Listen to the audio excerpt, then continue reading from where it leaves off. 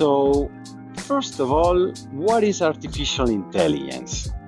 Well, a good definition is that it refers to systems that are designed to mimic or even enhance, surpass the human cognitive functions. It encompasses a broad spectrum of areas, which are reasoning and logical thinking to solve problems. We also have perception and environmental awareness. Those systems are able to see, are able to listen, are able to feel or to perceive different senses in our environment. Of course, they are able to learn based on their experience, on historical data, and also on adapting through the perceptions acquired during interactions with the environment. They are also capable of understanding the human natural language. They can generate it, they can comprehend it, summarize it, and of course, this expands also to non-structured data like images, speech, audio, and it's used in several use cases that we all know.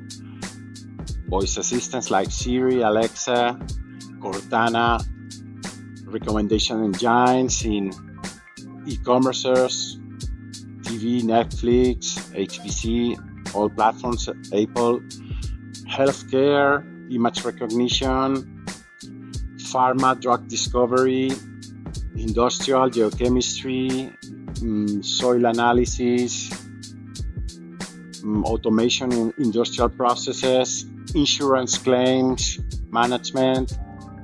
Well, there are so many use cases. During this course, I will be more than happy to share with you several real scenarios so you will learn how different techniques are applied. But first, let's discover and analyze the subsets that cover artificial intelligence. First, we have machine learning. Machine learning includes several different subsets also, and those include supervised learning, in which labeling data it's fundamental and it's the initial starting point for the system to learn. In this case, humans and experts, subject matter experts, are the ones that are able to first apply a tag, apply a description from a concept to a specific characteristic or attribute from that data entity, which is called the label. And those labels are going to be recognized by our different data science models, and they will be able to apply those labels to new unseen data sets that will infer to the trained data science model. So that's supervised machine learning. Then we have unsupervised learning. Unsupervised machine learning. This covers another set of data science models, algorithms, that find patterns in unlabeled data. So this means that these algorithms are able to get the data without descriptions on what is what, but they are able to recognize how this data is represented in a multi-high dimensional space and how the different dots, the different attributes of these entities relate to each other. And for example, one very known method, it's called clustering. And clustering is a data science model that is very used, for example, in customer segmentation, in which you prepare a set of data from your customers with different attributes, like might be demographics, size of the company, where it's located, number of employees, volumes, etc. Then purchasing habits, how they interact with us, do they purchase recurrently, what are the volumes of the purchases, of the orders, what's the averages, what's the maximum, what's the minimum. All those features can be fed into a training data model, a clustering, for example, k-means, and the model will provide different groups that have similar particularities, and those represent different niches or different segments that we want to apply different marketing techniques, different products, different services for those customers, for example. Then we have, of course, semi-supervised learning. In this kind of machine learning, it combines some amounts of labeled data, but then the model is able to recognize the patterns within huge big data sets and combines those, and it improves learning efficiency as you don't have to label manually all the inputs you provide. For example, computer vision, which is one of the areas, more of real use cases, we apply labeling. For example, determine which X-ray radiographies might diagnose a certain injury type, and the physicians are the ones that set this label. Then the model learns, but from other semi-supervised, just with a few examples, we're able to extrapolate for other training data. And then we have another concept which is called reinforcement learning. And reinforcement learning, it's a process, a system that, based on the interaction with the environment, based on the data inputs it can read, or the images it can see, the videos it can see, the movements it can do, and how it feels the surface, or the sounds it hears, it listens, it applies what we call rewards or penalties based on the different actions it might take.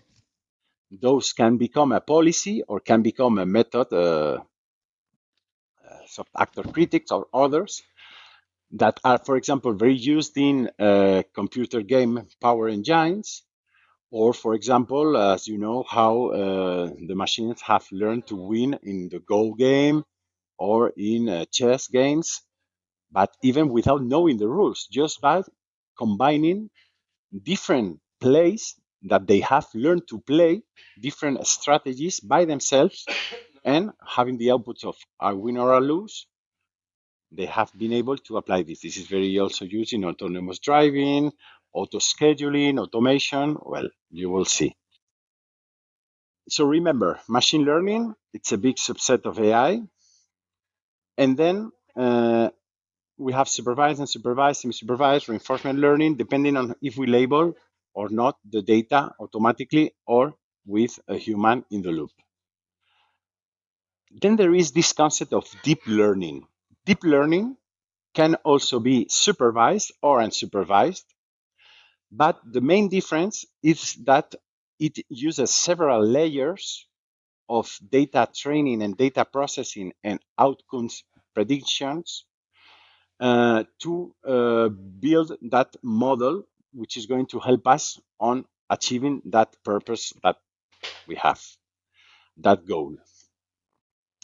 The key technology behind this is the artificial neural network.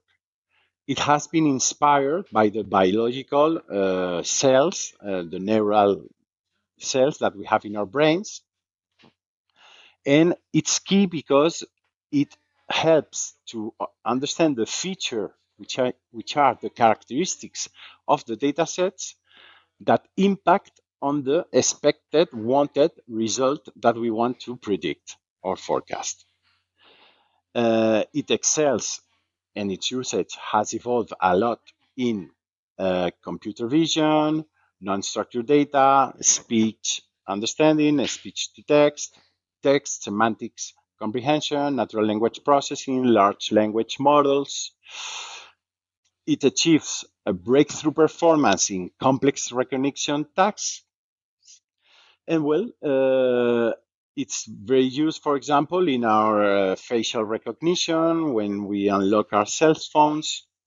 All the GPT models, JAMA, all those large language chats, Mistral that we use with Claude, in our day-to-day, they use deep learning to be able to calculate the predictions on the next sentence that they want to give us within that high dimensional vector space of semantics. And of course, also it's used in autonomous driving combined with reinforcement learning techniques. So keep in mind that deep learning is a core technology that uses artificial neural networks. And we will see there are different types of neural networks and different techniques used within the neural networks. So remember, just to conceptually differentiate these topics, keep in mind that artificial intelligence is the broader concept that encompasses the other subsets that we have just seen. Keep in mind that in the 1950s, 1960s, 70s, 80s, computer scientists discovered logical programming and systems that, based on logic, could go further than having to specify each of the if conditions to generate an output. That, for example, we have the logical prologue programming, which can be used in semantics representation, in knowledge store bases, knowledge systems, where based on these instances of logic code, it generates an artificial reasoning and it can determine if clauses are true or false. So it encompasses all these subsets, which then include machine learning, which is key nowadays. You will see that all those libraries that maybe you have heard of, and we will discuss them later in other chapters, scikit-learn, Keras, TensorFlow, PyTorch, several companies have provided us with libraries that have already trained models that are based on those algorithms that include machine learning. For example, regression, logistic regression, support vector machines, random forest, isolation forests. Well, we have plenty of different paradigms of data science models that use machine learning.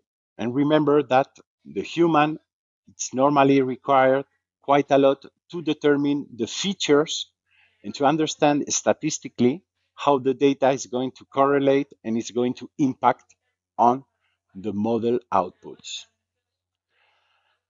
And then we have this final concept, subset also called deep learning, which basically refers to the fact that there are a lot of deep layers that happen one sequentially or in parallel and act as neural layers, neural networks, and those can leverage more recognition of features that impact or that correlate within the results, the metrics outputs that we want to predict. It requires huge data volumes, good usage of computing, and it's more complex to understand how it works, but we'll also provide you some details about techniques used in deep learning. And of course, you will be able to, we will see real use cases. Well, what's a neural network? An artificial neural network has several layers, but are always distinguished in three types. Input layer, it receives the raw data. It gets raw data, whether it's marketing campaign results, pixels from images, huge amounts of data coming from text, and for example, video image. It will pass it to the network and it will start cleaning and preparing the different layers based on activation functions that would transform the data. We will have to also, as data scientists, to transform it, but that's the key input, to receive the raw data. The hidden layers. Next are the layers where the complex features are extracted. And those are calculated via processes that involve high dimensionality in vector and transformation or combinations of those inputs in order to detect the patterns that are going to help on deciding whether a final output prediction is probabilistically true or it isn't. Then the final output layer is where the prediction, for example, in image classification, it's going to output based on the calculations that we have processed in the hidden layers. I can tell that this data set is, for example, an image of a cat. Um, Keep in mind that there are plenty of topics and plenty of use cases that use neural networks. And I will focus more on what concepts are there and how they're used in our real world scenarios. But we will also understand, for you to be able to learn more if you like, concepts like gradient descent, techniques, backpropagation, weights adjustment, fast forward propagation. Well, we will see them later in different chapters. One thing you have to take into consideration is that maybe more than 70% of the time and the efforts of data science and artificial intelligence initiatives is spent in data preparation. Features engineering, it's the techniques that are applied in order to prepare the data sets to be ready to be fed to a data model to be trained. The features correspond to the attributes or the characteristics that define the data entities. Those can be, for example, a car size, a car weight, a car color, a car power engine, number of doors, it's electrical, not electrical, or imagine any aspect that any data entity can have plenty of features.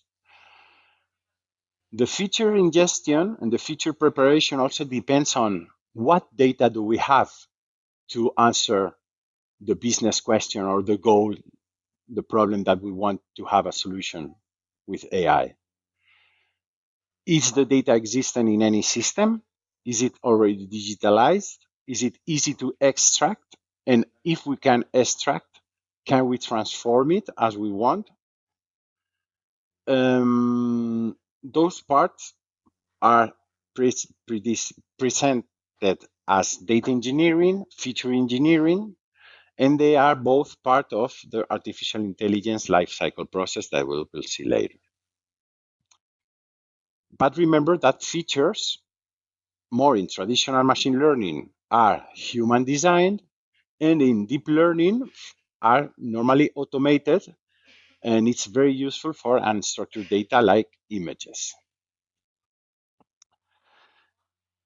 So now we have the chance to live in a world where these technologies can leverage the data that is generated to produce a better environment and a better society and make us happier and better. We have healthcare AI system detecting disease from medical images. It has the superhuman accuracy, so it gathers all the experience from past historical cases, and this is going to help to recognize plenty of images that might help a lot of societies and ourselves that maybe we don't have the time or the chance to get those physicians having a diagnosis, but these use cases are going to start growing. Also for drug discovery, if you know, for example, any pharma that wants to launch an essay on a new drug must first be spend 10 years, in between 8 and 10 years, preparing the analysis and the testing of these new molecules before it can start the clinical essays. So the span of time goes up to 20, 16 years since a drug starts to be discovered until it can be released. So now the first 10 years of molecule analysis and testing can be increased with huge potential by using virtual reality simulation of those interactions between the different formulas and the different conditions. So it's an exciting topic also for pharma. Of course, we have transportation.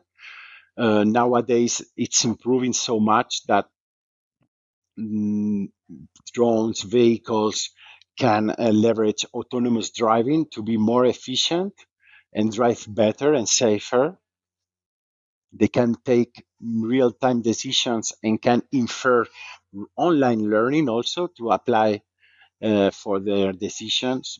And then, of course, it helps us to have a better life with virtual assistants, recommendation engines, and well, plenty of use cases that we will deep dive a bit more in other chapters.